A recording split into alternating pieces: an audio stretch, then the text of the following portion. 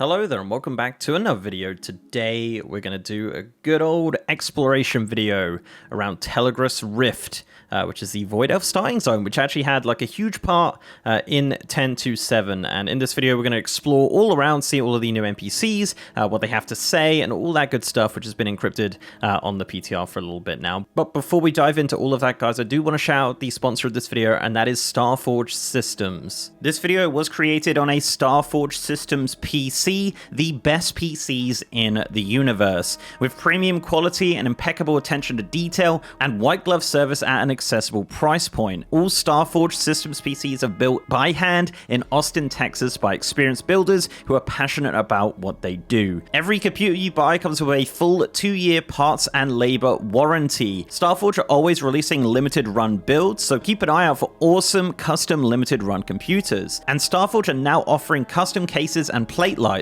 whether you want to build the PC yourself or take your Voyager Pro PC to the next level. So special thanks for Starforge Systems for powering and sponsoring this video. So click the link below to find out what they have to offer. And if you're wondering, their logo is a hammer. Right, so yes, this is going to be kind of a walking, talking exploration video. I've got a few little notes on which NPCs are new and which ones are old, but for the most part, there is just quite a lot of changes here and some pretty interesting changes. And actually, just before we begin, you can come here on a non-Void Elf now. So if you've completed the Harbinger quest, the 10.2.7 quest, you can actually port into Telogrus Rift from the center of Legion Dalaran. So you can come here and explore it for yourself, but right now we're on a Void Elf just to make things easier. So the kind of big changes here are the additions of a lot of these camps, a lot of these tents are actually new to this area. These were not here previously in older builds. Now Illyria and Umbrix chilling out here, giving you the starter quest is not new. These are older NPCs and they give the exact same quest that they did give previously. But if we go to the left of Illyria, we'll see a new NPC over here called Riff Blade Marella. Yep, that's how that's pronounced. So she says, I was once a spellbreaker, you know. There wasn't a curse or enchantment I couldn't handle until I became this, the one spell I couldn't break. Funny, isn't it? So she's got a really awesome armor on. I don't know what it is, but obviously the I think it's the heritage armor shoulders, but she has the swords from Zereth Mortis, you know, like the lightsaber ones. I think they're originally from Tazavesh. I think the NPC had them there, but yeah, ended up being a few colors of them. Yeah, very cool NPC. But if you go to the right of the Rift Blade, you will find Eliza. Yes, Eliza. A Void Cat. Yeah, we have a Void Cat chilling on a box here. Just in Telogrus Rift. Definitely the best part of this update is this Void Cat. But just to the right of Eliza, is Lieutenant Verana, who is a Death Knight, I believe, wielding the kind of Revendreth two-handed sword here. Does have red glowing eyes like a Dark Ranger. So she is a new NPC, and much like a lot of the NPCs, they do have gossip text. So it says, I trust Illyria. I followed her through adventure, through war, through death itself, and I will follow her into the void if need be. So I did actually look up the name Verana. There is an NPC from like Undercity in Vanilla WoW, but I don't think that is this NPC. It could be, but it doesn't seem likely. That model is just like a generic undead, but you never know, it could possibly be that. So as we run over to here, we have a new NPC as well, called Ayanara Dawnshade, who is the wielder of the Eclipse. Now, she has some of these new weapons, so she has the flail there, and she has the new shield, which are actually rewards from the Dark Heart questline. So she says, some look out into the night sky and see only darkness, but that is the only time stars can shine. So too it is for the Render Eye. Our greatness comes from the fact even within the darkness of shadows, we can still find ourselves. It's pretty heavy, but yeah, there you go. There's a new character there. Actually wearing a Shadowlands chest there with a combination of like the heritage armor as well. So new NPC there. A lot of the stuff here is pretty much the same as it was as of the previous builds. Locust Walker over here isn't a new NPC or a new ID, but he does have a new Stay a While and Listen. These Void Aspirants are indeed new NPCs. So let's have a look at these Stay a While and Listen quick. Let's discuss maintaining your sanity. The Void will do everything it can to shatter your will. You see the Void as an enemy. It sees you the same way. For now. Its very nature is hostile to order, life, sanity. You must dive deep into its shadows, accept its many truths. You cannot reject it. You must accept it. Only then will every ounce of power be yours to command.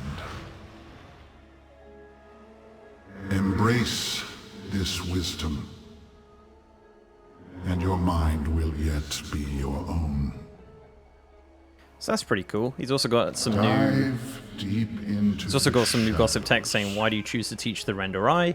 Says, "Your question is not without merit. Long ago, I chose to teach Illyria about the ways of the Void, but she had proven herself worthy with such a lesson with the rescue of the Legion. Perhaps I merely wish to state my own curiosity, and Telogrus Rift and the Renderai are both quite curiosities, aren't they?"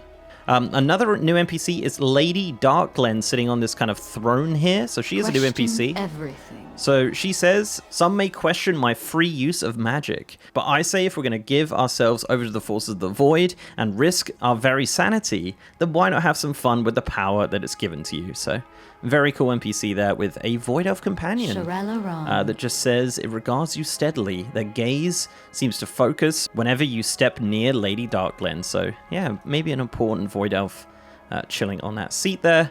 The Rift Wardens in this area are exactly the same as they were as well, but there is some new NPCs over here in this little camp. So these Silvermoon Scholars are not new, however there are two NPCs here. You have Ella, which is a Void Dog. Yep, very cool. And you have Twillin Soulstar.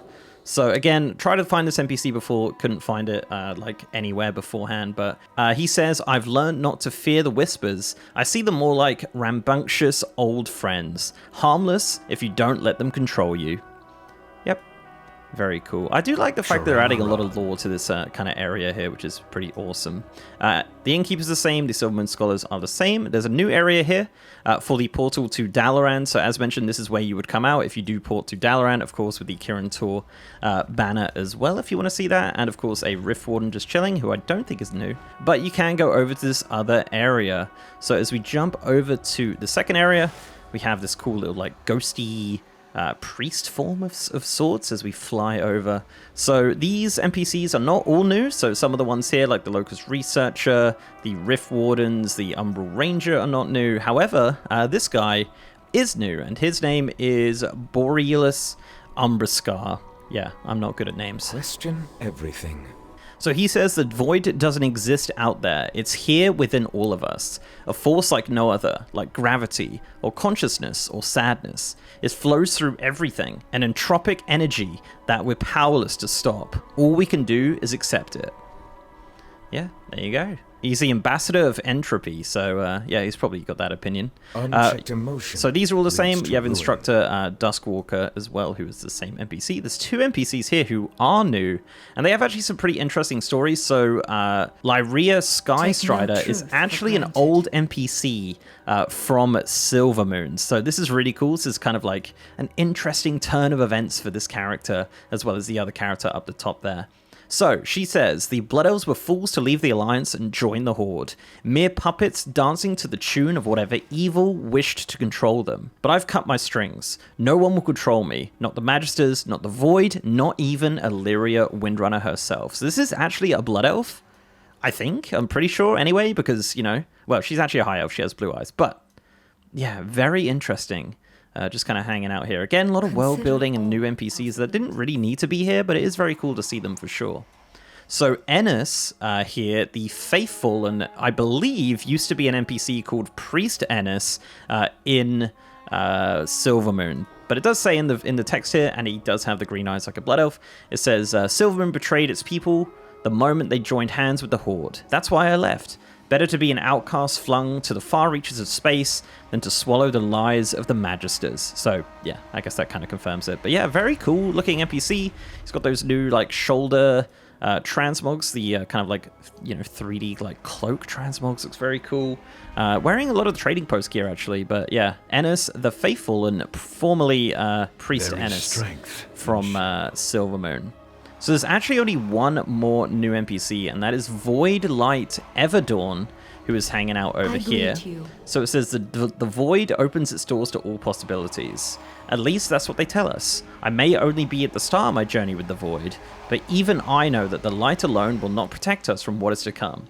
Have faith and open your heart to all the powers, friend. So again, probably not a Void Elf, but potentially a Void Elf, looking out into the stars of the Telogrus Rift. So the other areas here are now accessible. Now these are accessible in the quest, in the Hunt for the Harbinger quest. However, these areas are completely empty, but they are, again, accessible, and they were not previously accessible. So very cool to see. As you can see, there's a lot of people running around doing the quest line.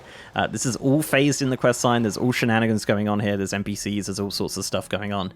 However, as a level 10 Void Elf, nothing's happening, of course. We're just kind of seeing the remnants of that and the people kind of phased into their quest lines. But you can just wander all the way down the end here through these little void rifts to get down to the kind of southern part of this zone, which again was not previously accessible, simply just there for like the cutscene at the beginning of the Void Elf starting. So yeah, and this is the end of that sort of like area. So yeah, you've got this big pool. No spoilers for the quest line, but yeah, something happens in there. And that's the end of the area. However, there is one last thing. Magister Umbric does have a new Stale One Listen for max level characters once you've completed the Harbinger questline. So let's take a last look at this. Traveler. Illyria reported her findings regarding the strange phenomenon you have all been investigating. We now believe the Dark Heart is capable of drawing in magical power and converting it to shadow. Your orders have not changed, however. You will still be responding to unusual void activity. Will Lady Windrunner be leading further investigations?